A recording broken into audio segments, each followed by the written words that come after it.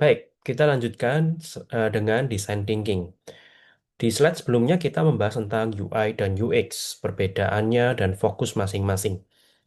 Baik UI dan UX itu melibatkan human, ya, atau kita biasa sebut sebagai human center design atau user center design.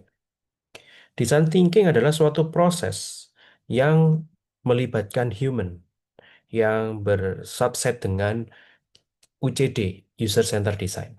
Oke, secara definisi, design thinking adalah suatu proses yang sifatnya iteratif.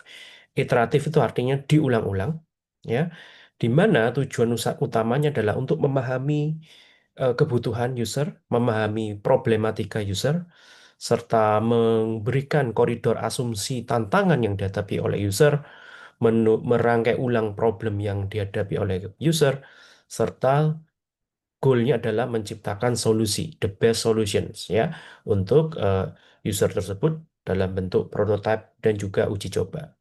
Oke. Nah, tujuan menurut Interaction Design ORG ya, tujuan besar dari design thinking itu adalah menciptakan produk yang selain desirable juga visible untuk dibuat serta viable. Ya, maksudnya apa? Nah, pertama berangkat dari suatu desire untuk nge-create produk ini, suatu keinginan untuk membantu mengatasi problem yang dihadapi oleh user. Itu yang dinamakan dengan desirable, aspek desirable ya. Kita berangkat dari sana. Namun tentu saja kita juga harus memikirkan apakah solusi yang sudah kita tentukan, kita rancang, itu memungkinkan secara teknologi atau secara fitur atau secara kondisi ya bisa dibuat. Oke, apakah ide tersebut dapat dilakukan ya, dapat dibuat atau dapat dilakukan. Nah, kemudian kita juga harus memikirkan apakah profitable ya. Jadi design thinking sudut pandangnya atau POV-nya tidak hanya sekedar untuk apa namanya humanity atau tidak sekedar untuk menyelesaikan masalah yang dihadapi manusia, tapi juga harus memperhatikan apakah ini dalam jangka panjang sustain ya bisa menghasilkan profit untuk perusahaan. Oke. Nah, setelah memahami konsep design thinking, maka sebenarnya design thinking itu dapat dibagi menjadi beberapa fase ya, atau kita sebut sebagai UX ya, UX proses yang dimana melibatkan empathize, define, ideate, prototype, dan test. Empathize terkait tentang bagaimana memahami user, kemudian define memahami problem dan kebutuhan user, kemudian ideate kita merumuskan ya, merumuskan ide-ide ya, ide-ide yang potensial untuk men-tackle problem yang tadi kita rumuskan. Kemudian dari ide-ide tersebut dipilih beberapa atau dianalisis lebih lanjut mana yang tadi visible, mana yang juga apa namanya viable ya. Jadi ide-ide mana yang visible dan viable sehingga eh, kita bisa telurkan dalam bentuk prototype.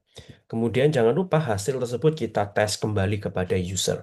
Dan seperti yang saya katakan sebelumnya, semua proses ini sifatnya iteratif ya. Artinya setelah tes dilakukan ternyata hasilnya tidak kurang baik ya, kurang baik artinya ada beberapa kebutuhan yang tidak terselesaikan dari produk yang diciptakan, maka kita bisa kembali ke empathize. Berarti ada sesuatu yang miss pada saat kita memahami si user ini.